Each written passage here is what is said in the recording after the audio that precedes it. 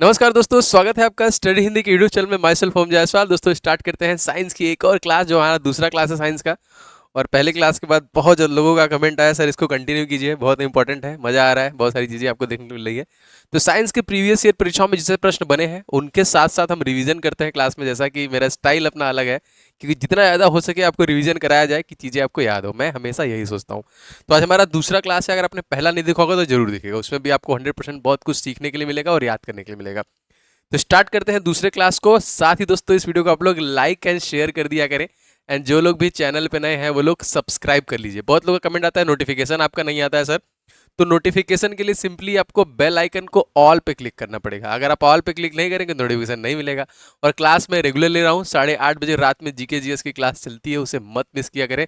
20 से ज़्यादा क्लासेस मैंने उसका ले लिया है, और साइंस को भी हम आप कंटिन्यू करेंगे ना, क्योंकि थोड़ा सा इसका जो पीपीटी बनाने में मेहनत लगता है, डिटेल खोजना पड़ता है, कैसे कैसे चीज़ें डिलीवर की जाए, सारी चीज़ें स्टार्ट किया जाए। तो आप लोग एक बार सेशन को जोरदार तरीके से लाइक एंड शेयर कर दीजिएगा, और बेल बटन को ऑन कर लीजिएगा। इसका पीडीएफ आपको हमारे ऐप पे मिल जाएगा, जिसका लिंक डिस्क्रिप्शन बॉक्स में मिल जाएगा, और हमारे प्रोफाइल के ऊपर भी डायरेक्ट लिंक है, यूट्यूब के प्रोफाइल पे भी ऐप का डायरेक्ट लिंक है। या फिर हमारा ये नंबर है 7307 648 748। ये आप रेलवे एग्जामिनेशन लिख के व्हाट्सअप कर देंगे, तभी भी आपको लिंक वगैरह मिल जाएगा। और जो प्रीवियस ईयर के क्वेश्चंस हैं आप उन्हें देख सकते हैं, स्पेशली एनटीपीसी का प्रीवियस ईयर वाले सेक्शन में एप्लीकेशन में डाल दिया गया है ना, और लगातार डाला भी जा रहा है। तो आप इससे रिवीजन कर सकते हैं कैसे प्रश्न आए हैं 2019 परीक्षा में। पहला प्रश्न दोस्तों, रेडियो एक्टिविटी और गामा किरणों की खोज किसने की? इंपॉर्टेंट है दोस्तों, खोजकर्ता यहाँ से प्रश्न आता है। ये चारों ऑप्शन इंपॉर्टेंट है ना, Niels Bohr, Henry Cavendish, Henry Becquerel, James Chadwick. आप देखते हैं हमेशा पूछता है परीक्षा में।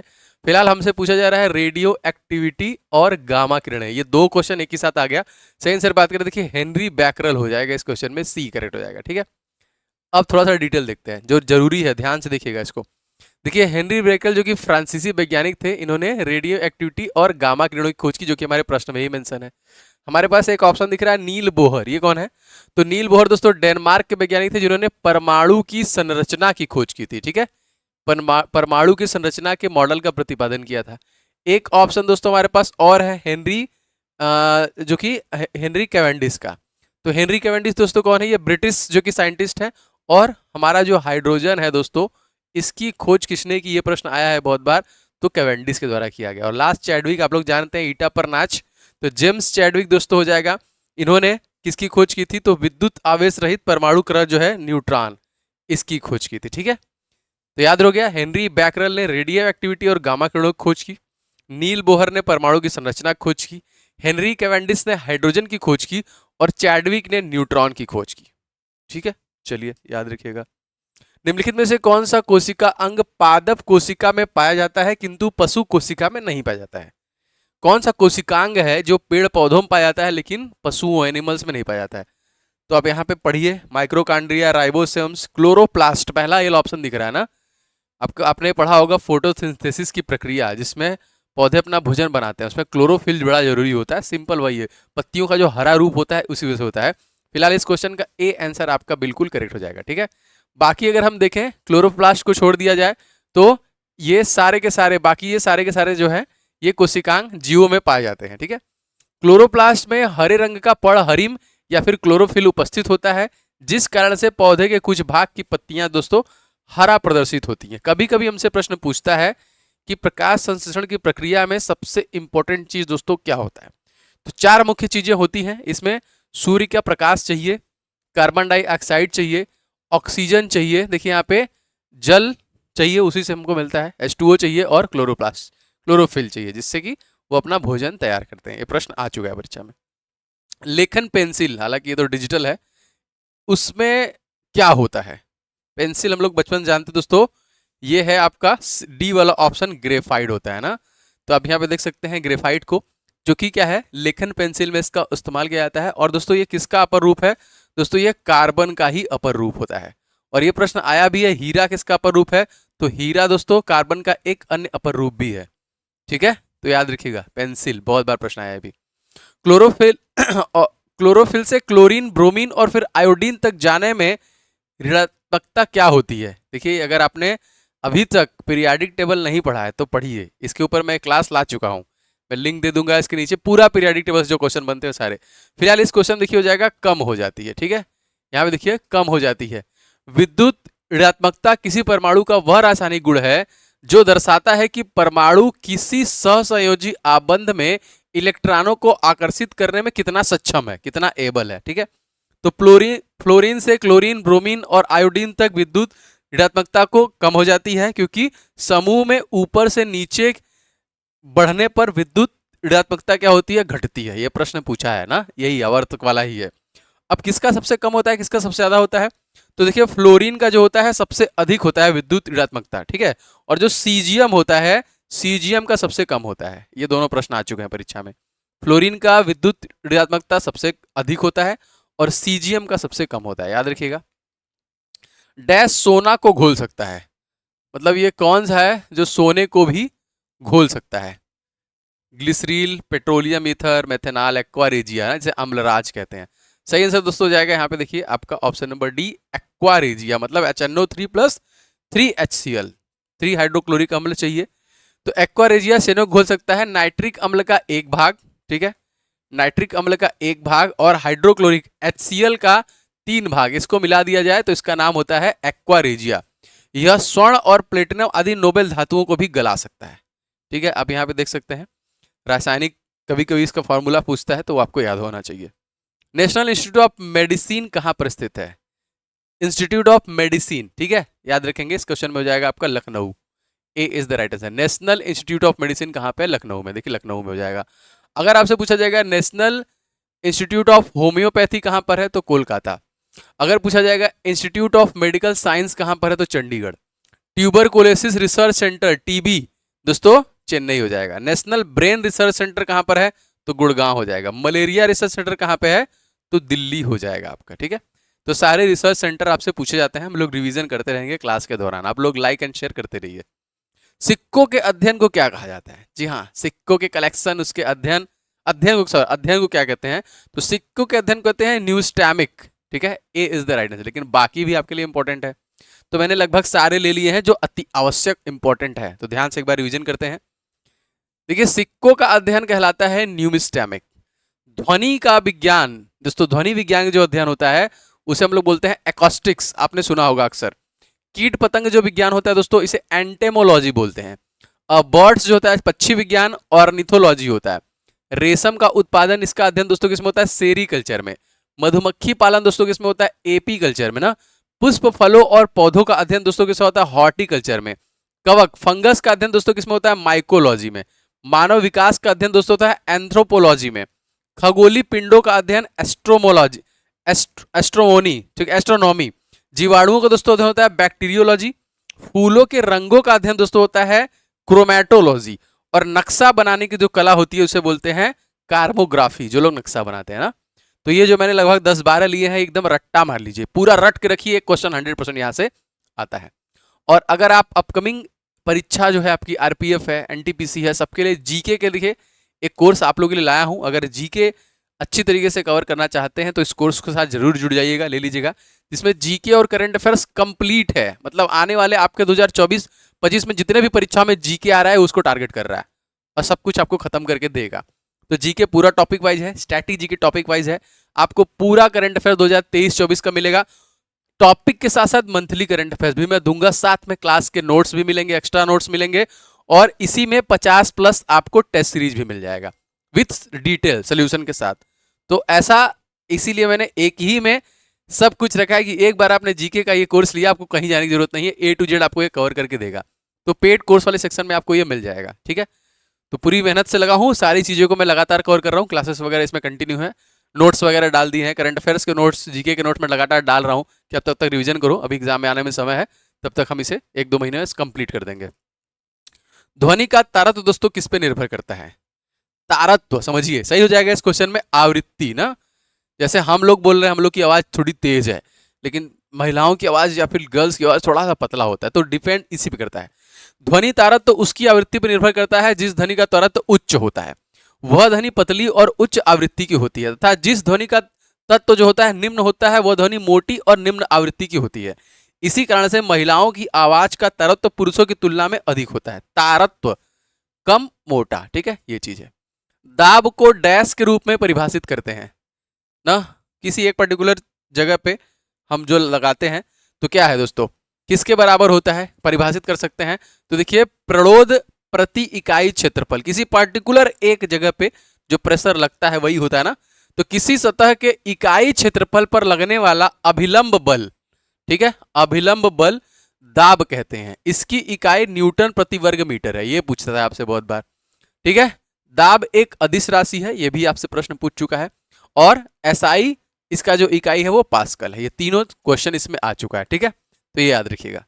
सतीश धवन अंतरिक्ष केंद्र दोस्तों कहां पर स्थित है? सतीश धवन, इसमें सारे केंद्र ही है, मैंने मेंशन किए हैं। सतीश धवन दोस्तों हो जाएगा श्रीहरिकोटा आंध्र प्रदेश में है। कहां पर है? श्रीहरिकोटा आंध्र प्रदेश में। अगर आपसे पूछा जाएगा कि स्पेस एप्लीकेशन सेंटर, जिसे हम लोग सैक बोलते हैं, इसका कहां पे हेडक्वार्टर है? अहमदाबाद।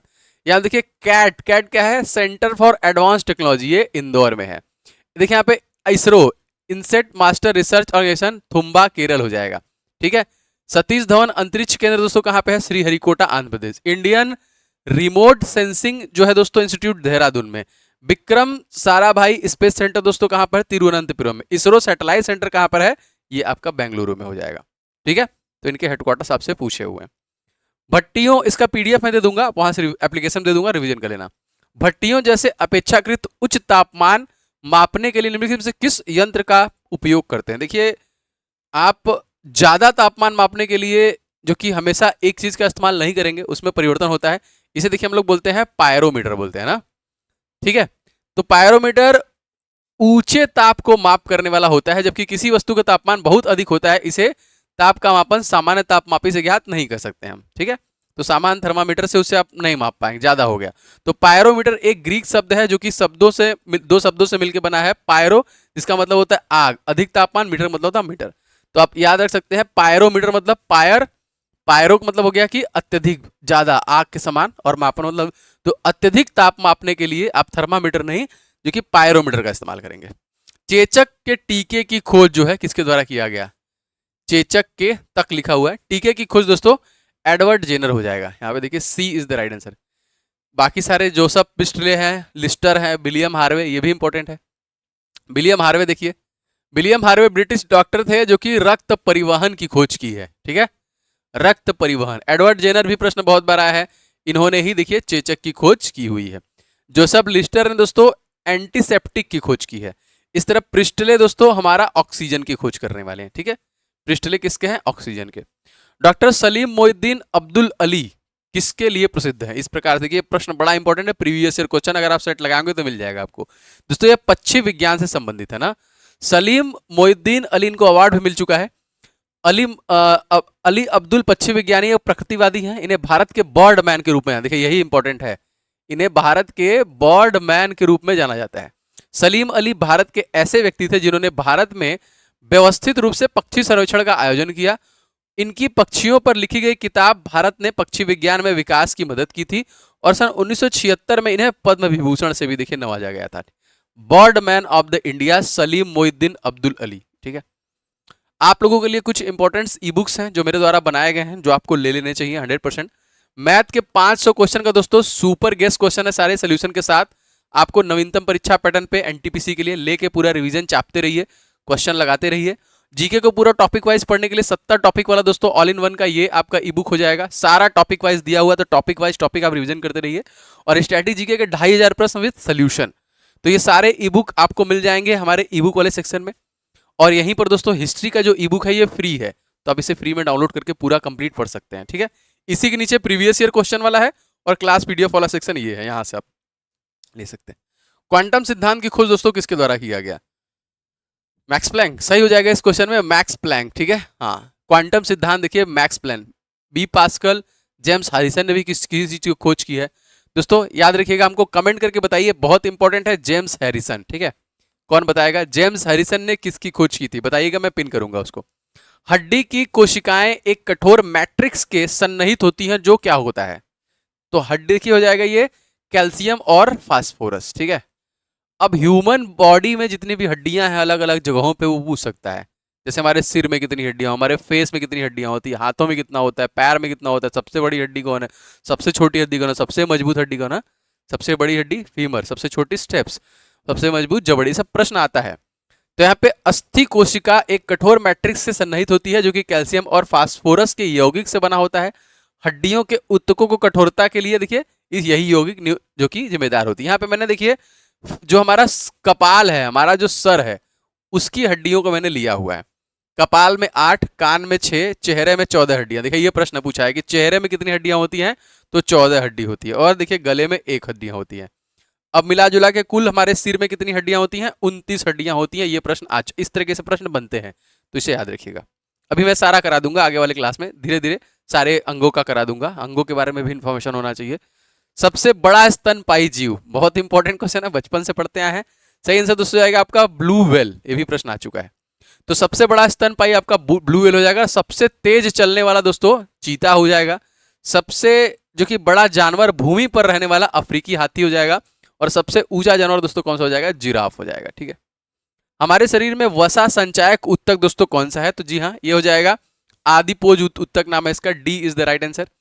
तो ये एडिपोज जो होता है, एडिपोज ऊतक विभिन्न कोशिकाओं से मिलकर ऊतक का निर्माण करता है। वसा ऊतक 2 प्रकार के होते हैं, देखिए एरिओलर और एडिपोज, ये 2 टाइप के ऊतक आपके होते हैं। धावन सोडा का दोस्तों रासायनिक सूत्र क्या है, पूछा जाता है। सही आंसर दोस्तों हो जाएगा CaO3 10H2O। ठीक है, CaO3 10H2O। धावन सोडा याद रखेंगे, सोडियम कार्बोनेट अकार्बनिक यौगिक है। आधुनिक आवर्त सारणी के पहले और 7वें दोनों समूह निम्नलिखित में से कौन सा गुण परमाणु क्रमांक की वृद्धि के साथ बढ़ता है, दोस्तों परमाणु आकार। ठीक है, यहाँ पे बी से हो जाएगा परमाणु आकार। तो पहले और 7वें दोनों समूह में तत्वों के परमाणु क्रमांक में वृद्धि के साथ साथ उनके परमाणु के आकारों में भी वृद्धि होती है। जबकि किसी आवर्त में परमाणु क्रमांक में वृद्धि के साथ साथ तत्वों के परमाणु का आकार घटता है। तो याद रखेंगे पहले और 7वें दोनों में। इनमें से कौन सा विलयन पीएच पेपर को नीला कर देता है। ठीक है दोस्तों, ये हो जाएगा आपका सोडियम कार्बोनेट। पीएच क्या होता है, पोटेंशियल ऑफ हाइड्रोजन। तो ये इंपॉर्टेंट है, बहुत सारे का हमसे पूछता है। जैसे अगर आपसे पूछा जाएगा जल का पीएच क्या है, तो 7 हो जाएगा। दूध का दोस्तों क्या है, 6.4। सिरके का क्या है, देखिए 3 है। मानव रक्त का दोस्तों क्या है, 7.4। नींबू का क्या है, 2.4। NaCl दोस्तों क्या है, 7। शराब का पूछेगा 2.8। मानव मूत्र का देखिए क्या होगा, 4.8 टू 8.4 होता है। समुद्री जल देखिए 8.5। हमारे आंसुओं का 7.4 होता है, मतलब आंसुओं का और खून का सेम होता है। ठीक है, यहाँ पे मानव लार का कितना होता है, 6.5 टू 7.5 होता है। तो पीएच पैमाने का पता सबसे पहले किसके द्वारा लगाया गया, तो सोरेनसन। ये इंपॉर्टेंट है, याद रखिएगा। और पीएच मूल्यांक किसी घोल का अम्लीय या क्षारीय होना दर्शाता है। स्केल 0 टू 14 होता है, बीच में 7 न्यूट्रल होता है। पीएच घोल 7 से कम होने पर अम्लीय माना जाता है और अधिक होने पर क्षारीय माना जाता है। ठीक है, चलिए धातु का वो कौन सा गुण है जिसके कारण धातु से तार के रूप में ढाला जाता है, मतलब मोटे से पतला, क्या तन्य होता है, तभी तन्यता की वजह से होता है। सी इज द राइट आंसर। ठीक है, तो धातु का वह गुण जिसके कारण उसे खींचकर तार के रूप में ढाला जा सके, धातु के उस गुण को हम लोग तन्यता कहते हैं। सोनों को सबसे अधिक तन्यता होती है ना, सोने में जब तक मिलावट नहीं होगी टूट जाएगा, ये इंपॉर्टेंट है। विद्युत ऊर्जा का वाणिज्यिक इकाई क्या है, तो विद्युत ऊर्जा का देखिए हो जाएगा किलोवाट घंटा। अब जितनी भी भौतिक राशियां हैं इनका मैंने आपको इकाई दे दिया है, आप इसे पीडीएफ से एक बार पूरा रिवीजन मार लीजिएगा, बहुत इंपॉर्टेंट है। कोई ध्वनि जब कम से कम लगभग 17 मीटर की दूरी परावर्तित होती है तो उसे हम लोग क्या बोलते हैं, 17 मीटर से दोस्तों इसे बोलते हैं प्रतिध्वनि। ठीक है, सी इज द राइट आंसर, क्या बोलते हैं, प्रतिध्वनि। किसी परावर्तक सतह से टकराकर दोबारा सुनाई देने वाली ध्वनि को क्या बोलते हैं, प्रतिध्वनि। चूंकि ध्वनि प्रवर्तन दल जो कि तल तक जाने और वापस आने में जो कि 2D दूरी तय करती है। सापेक्ष घनत्व डैश के बराबर होता है, किसके बराबर होता है, पानी का घनत्व बटे पदार्थ घनत्व, पदार्थों का घनत्व। हाँ सही हो जाएगा इस क्वेश्चन में। देखिए तीसरा वाला पदार्थ का घनत्व और बटे पानी का घनत्व होता है। ठोस सतह द्वारा किसी भी वस्तु का सामान्य दिशा में लगाया गया बल को क्या कहते हैं, ठोस सतह पर किसी वस्तु पर सामान्य दिशा में लगाए वाले बल को दोस्तों हम लोग क्या बोलते हैं, सामान्य बल कहते हैं। ए इज द राइट आंसर। ठीक है, बल वह कारक है जो किसी वस्तु की विराम अवस्था गति की अवस्था में परिवर्तित करता है या करने का प्रयास करता है, यही है आपका बल। ठीक है, ठोस सतह द्वारा किसी भी वस्तु पर सामान्य दिशा में लगाया गया बल होता है वो सामान्य बल ही कहते हैं। निम्नलिखित में से किसमें दिशा और परिमाण दोनों होता है? तो आप लोग अदिश सदिश सारी चीजें पढ़ चुके हैं, तो उससे प्रश्न आता है दोस्तों, ये हो जाएगा आपका संवेग। ठीक है, दिशा भी है और आपको परिमाण भी मिल रहा है। तो संवेग एक सदिश राशि होती है क्योंकि इसमें दिशा और परिमाण दोनों होता है। द्रव्यमान, दूरी और चाल एक अदिश राशि है जिसमें केवल परिमाण होता है, डायरेक्शन नहीं होता है। ठीक है, तो ये थी आज की क्लास। वीडियो कैसा लगा कमेंट करके बताइएगा। आज हमारा दूसरा क्लास था, बाकी सारी क्लासेस भी लगातार मिलेंगी। ये सारे ई बुक्स हैं, इसमें मैथ और जीके का जरूर से ले लीजिएगा। जीके पढ़ते रहिए, रिवीजन करते रहिए और मैथ के क्वेश्चन का सोल्यूशन लगाते रहिए, सोल्यूशन के साथ है। अब बाकी स्ट्रैटेजी के पुराने प्रश्नों का भी रिवीजन कर लीजिए, सारा सोल्यूशन के साथ है। आपको पीडीएफ ई बुक वाले सेक्शन में मिल जाएगा। यहाँ पे देखिए, ये सारे ई बुक और हिस्ट्री का ई बुक फ्री है, आप इसे ले लीजिएगा। इस कोर्स साथ जुड़ जाइए, 1-2 महीने में पूरा खत्म कर दूंगा आप लोग के लिए। परीक्षा भी आने में समय है, इसको खत्म करने के बाद आपको टेस्ट सीरीज लगवाऊंगा, तो ये खत्म हो जाएगा। इसे पूरा कंप्लीट कर लेंगे, कभी भी खोलेंगे ये, मतलब लाइफ टाइम के लिए। परीक्षा जब तक चलेगा तब तक के लिए कोर्स रहेगा। तो जितने भी इसमें कंटेंट जाएंगे आपके लिए हमेशा के लिए रहेंगे। तो वंस लाइफ टाइम रहेगा आपके लिए। लाइफ टाइम मतलब जब तक आपका सिलेक्शन नहीं हो जाता। ठीक है, पेड कोर्स वाले सेक्शन मिल जाएगा। मैं लगातार कंटेंट इसमें डाल रहा हूँ क्लासेस।